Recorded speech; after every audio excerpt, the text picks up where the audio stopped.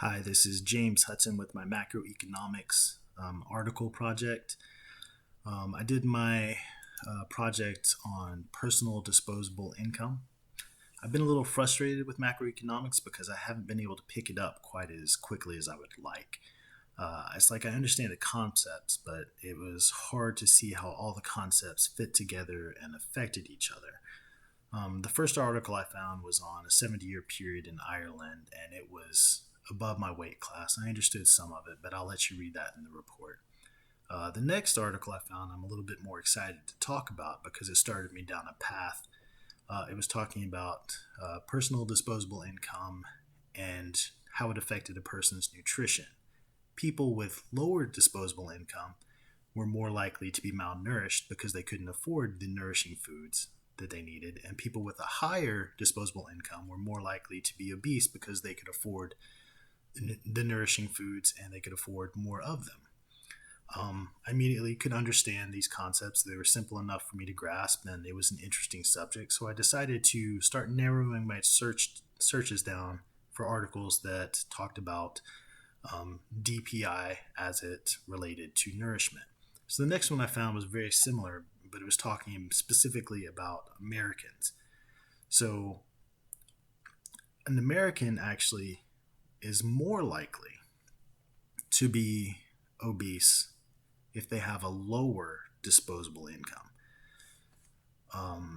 And this, to me, I was like, well, why is this different than the previous article?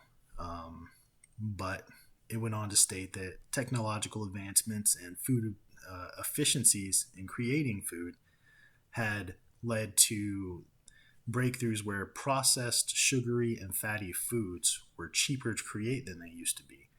So now you could afford, for the same amount of money, you could afford a higher quantity of processed, sugary, fatty foods than you could afford the more nourishing foods.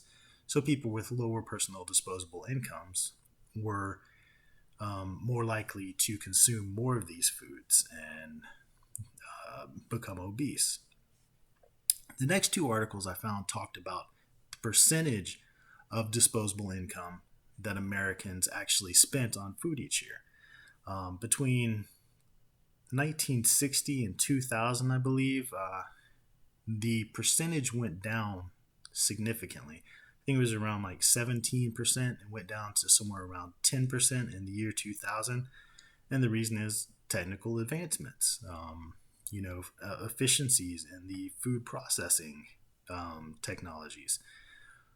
Um, and from 2000 to also, there was a higher amount of DPI that Americans were having each year. They had more disposable income as well. That also, of course, affected those numbers. And then from the year 2000 to 2019, it stayed about the same. It stayed right there at about the 9.9 to 10% level. And so this got me excited for a thought experiment. Let me see what I can come up with in estimating the percentage of disposable income that Americans were spending in 2020, and then we'll look it up and see if I'm correct. So 2020 was a much different year. There was COVID, quarantine, all sorts of things. So I thought, well, first factor, people lost their jobs. So loss of wages, that would lower the average disposable income of an American. And if the disposable income is lowered, I believe that would probably raise the percentage that people actually had to spend on food because the personal disposable income was lower. And I thought, well, how did the stimulus programs affect that? And I thought, well, it probably, took some of the blow for those, but didn't completely erase it. So it would still raise the DPI percentage that they spent on food. So the next thing I thought of was food processing, the actual creation of food. Actually, the expenses probably went up. They might have been shut down for quarantine. I know transportation costs have gone up.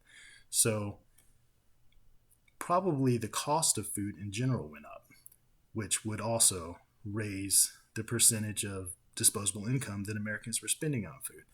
So then I looked it up, and the government hasn't released the exact numbers for 2020 as far as percentage spent on food, but they've released enough information that I could see that some of my hypotheses, I could test them. First hypothesis was that loss of wages would have lowered the personal disposable income of Americans. That's not true. The stimulus actually caused the disposable income of Americans to go up by the highest percentage since 1984. So that's one strike. I was wrong there. Then there was something that I hadn't even thought of, is that during quarantine people were forced to eat at home.